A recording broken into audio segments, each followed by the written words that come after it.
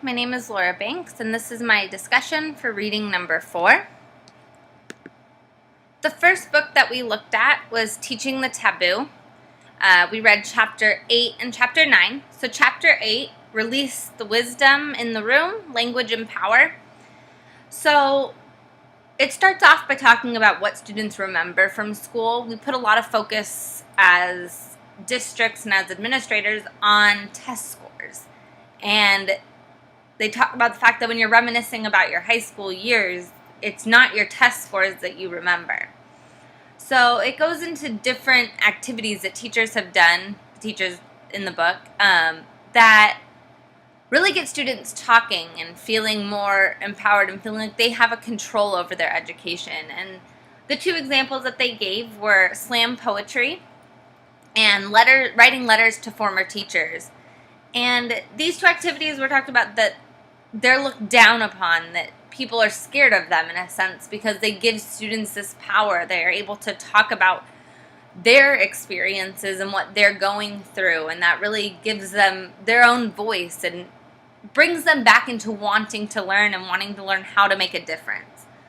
So I think the overlying theme of this whole chapter was just the power to change things. It talks about not necessarily going into a classroom and thinking, oh, all of these students are going to college, because the reality is that we don't have enough space in college for all of our inner city urban students.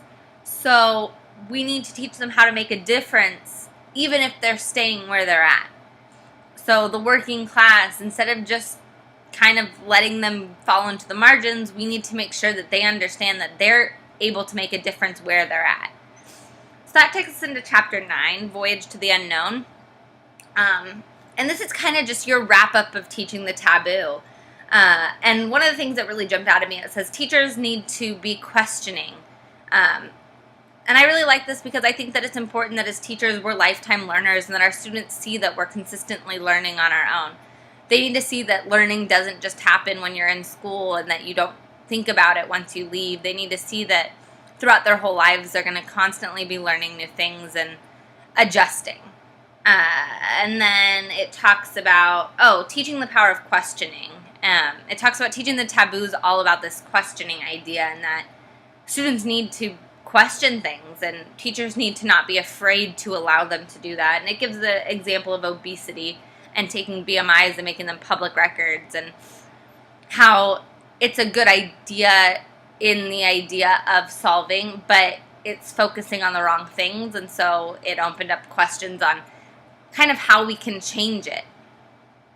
So again, it just kind of comes back to that whole idea of power and changing things.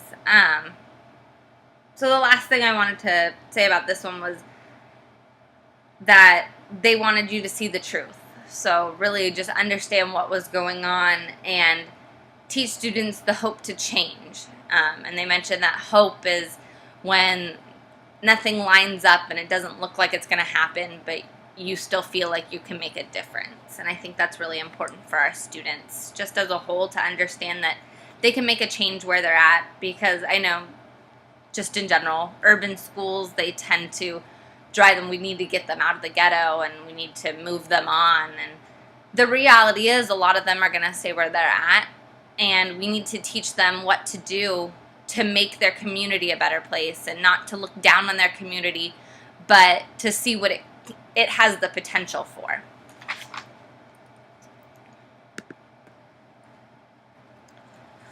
So chapter 8 of Effective Classroom Management was developing a classroom management plan. So it is just a general summary of the book and what we've been going over for each of the chapters. So it walks you through the 6 steps of creating your classroom management plan. First one, teaching context, where you're saying what your position is as a teacher, what your students are going to be like, your community, the population, grade level, subject areas, all of that stuff. Then it talks about physical design, which we went over in a previous chapter, rules and routines, then relationships, engaging instruction, discipline, and then the last part was moving forward and just showing you that in this book, they've given us the tools that it takes to create an effective classroom management plan. I think it's really important. After doing my first year of interning, I really got to see in the classroom what an effective classroom management plan can do for a class. Because when I first came in, the teacher before me had such a strict classroom management that the students had been really unruly. So at the beginning, I was a little bit too lenient, and I kind of learned how to adapt my plan so that it kind of encompassed the class. And I kind of also learned that for each class, it can be different. Being a teacher, you have the same set of rules, you have the same, but just in general, classes are different, students are different. And I think that first part where it says the context of like what your students are, who they are, I think it's really important, and the relationships they have. And some classes you're going to have different types of relationships, and no matter what you want them to do, classes bring to the table their own challenges and their own relationships, and you kind of have to feed off that if you're going to be an effective teacher.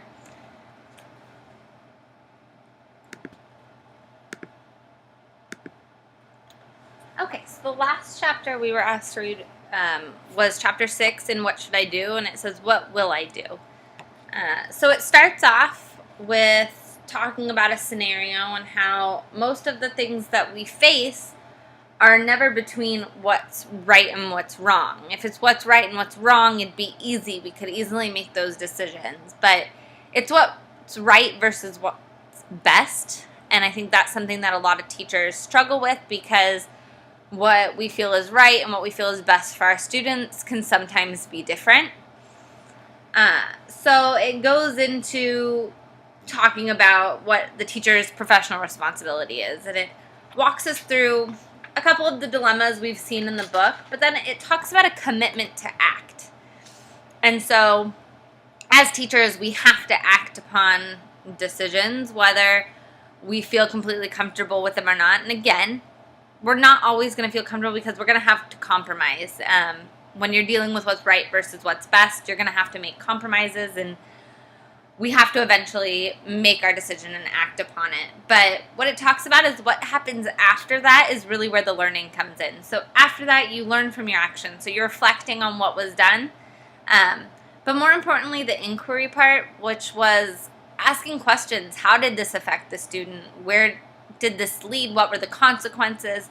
And then learning from that. So, okay, when I did this action, this is what happened for the student. So maybe next time I can try to alleviate that. And that's kind of how we grow. And then it goes into mitigating uncertainties. So when it's talking about that, it goes over a bunch of the dilemmas we saw in the book. Like, for instance, it talks about Miriam, who had the 2-year-old child in chapter 5, and that teacher needing to make that decision. Tanya didn't know what to do because she's turning in all her stuff late, but she's turning it in really well, and it could just be late because of the baby. And it's just an ongoing battle, I guess, in a sense, for a teacher. But we can mitigate the uncertainty because we do have predictable problems. We know certain things that are going to come up just based on where we're teaching and just the fact that we're a teacher. So just being prepared for the types of problems you're going to face and kind of having an idea of how you would handle them.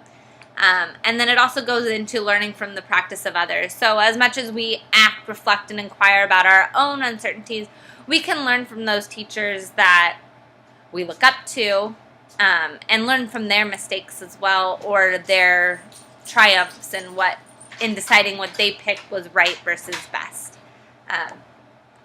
So there's my discussion for reading number 4. I hope you have a great day.